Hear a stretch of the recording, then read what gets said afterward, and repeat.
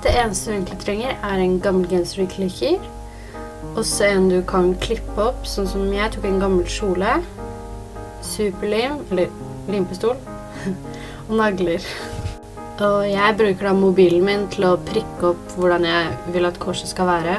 Jeg vet ikke hvorfor jeg bruker mobilen, men ja, det det jeg gjør, og da bare prikker du opp til du får et ganske fint kors, stort nok til å være på genseren.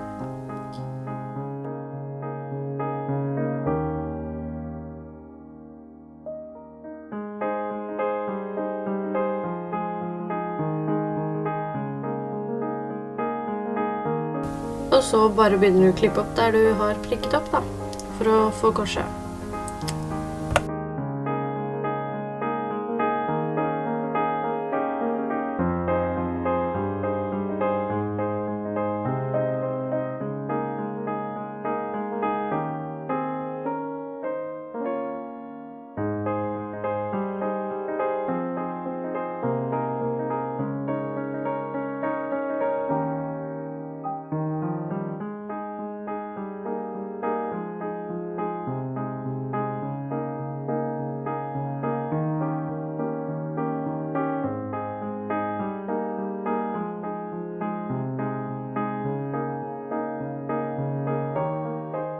Og så bare legger du korset på der du synes at den passer å være på genseren, og bare begynner å ta på limpistolen og fester den.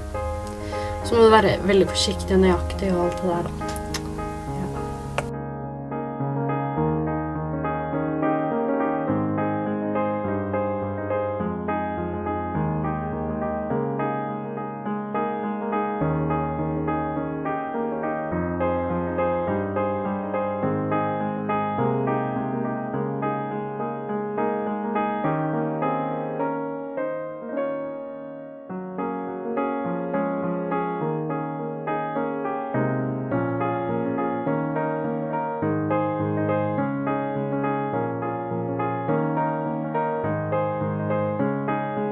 Så starter du bare å sette på naglene og fester dem som jeg gjør der. Jeg fikk dessverre ikke filmet at jeg gjorde alle naglene da, dessverre. Så jeg filmer liksom bare at jeg får gjort denne ene. Sånn ble den.